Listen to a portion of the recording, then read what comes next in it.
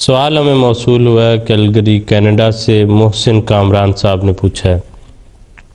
وہ کہتے ہیں کہ عموماً دیکھا گیا ہے کہ امام جس جگہ کھڑے ہو کر فرض نماز پڑھاتا ہے،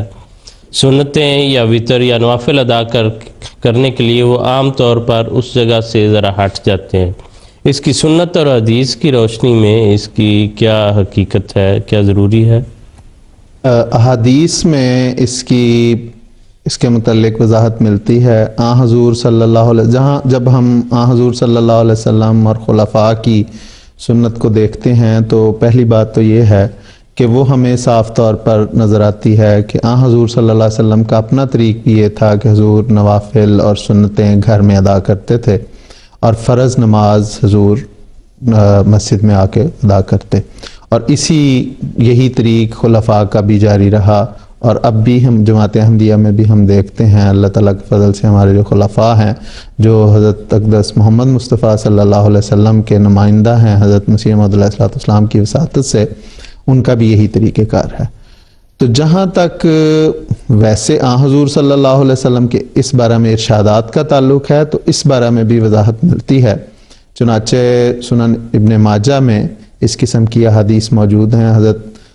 مغیرہ بن شعبہ سے ایک روایت ہے کہ وہ کہتے ہیں کہ حضور صلی اللہ علیہ وسلم نے فرمایا کہ جہاں امام فرض نماز پڑھائے وہاں پر اسی جگہ پر وہ نفل نہ پڑھے بلکہ اس سے ہٹ کے نماز ادا کرے۔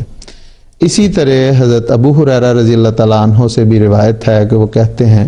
کہ حضور صلی اللہ علیہ وسلم نے فرمایا کہ تمہیں اس بارے میں کیا مشکل پیش آتی ہے کہ اگر جہاں پہ تم فرض نماز پڑھتے ہو وہاں سے کچھ آگے پیچھے ہو کے یا دائیں بائیں ہو کے نماز ادا کرو، اور وہاں پہ وضاحت ہے کہ حضور کی مراد اس سے نفل نماز کی ہے کہ جہاں پہ فرض پڑھی اس سے ہٹ کے پڑھ لو۔ تو اس بارے میں احادیث میں یہ بھی ذکر آتا ہے کہ صحابہ کرام رضوان اللہ علیہم اجمعین کو حضور صلی اللہ علیہ وسلم نے یہ بھی فرمایا کہ اس نفل نماز اور فرض نماز اور نفل یا سنتیں جو بھی اسے کہیں ان میں امتیاز کرنے کے لیے یا جگہ کی تبدیلی ہو جائے یا کوئی ایک آدھ بات کر کے اس میں امتیاز پیدا ہو جائے، اور پھر تیسری یہ ہے کہ اس بات سے استدلال کرتے ہوئے فقہاء نے یہ کہ تسبیحات جو ہیں ان کو بھی وہ بھی امتیاز کا ایک ذریعہ ہے۔ تو اگر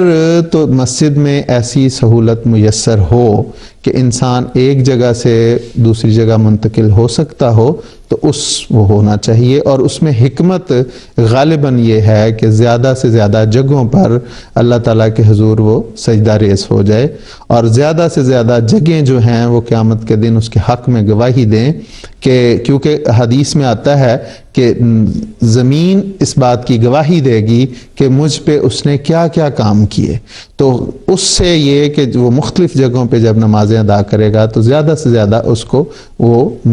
گواہی ملے گی۔ تو یہ اس حکمت کے تحت دوسرا یہ، اور اس میں بتایا کہ اگر جگہ کی تبدیلی میسر نہیں ہے تو پھر اس میں وہ تو مجبوری ہے، چھوٹی مسجد ہے، اگر وہ جگہ تبدیل کرے گا تو دوسرے نمازیوں کی نماز خراب ہوگی، تو اس صورت میں کہا کہ جس طرح کہا کہ کلام کر کے کوئی گفتگو کر کے اس میں امتیاز کر لے، اور اس کے لیے بہترین ذریعہ خدا تعالیٰ کا ذکر اور اس کی تسبیحات، وہ تسبیحات کرنے سے بھی امتیاز پیدا ہو جاتا ہے۔ تو یہ چیز یہ جو ہم لوگوں کو دیکھتے ہیں، اپنے بزرگوں کو دیکھتے رہے کہ وہ تبدیل کرتے، ایون کہ امام نے جس پہ جگہ نماز پڑھی اس سے تھوڑا سا دائیں یا بائیں ہو کے وہیں اس نے وہ تبدیلی کی، تو دراصل وہ احادیث کی ہدایات پہ ہی مبنی ہے اور حضور صلی اللہ علیہ وسلم کے ارشادات پر مبنی ہے، اس لیے وہ مسنون ہے۔ جی بالکل ٹھیک ہے۔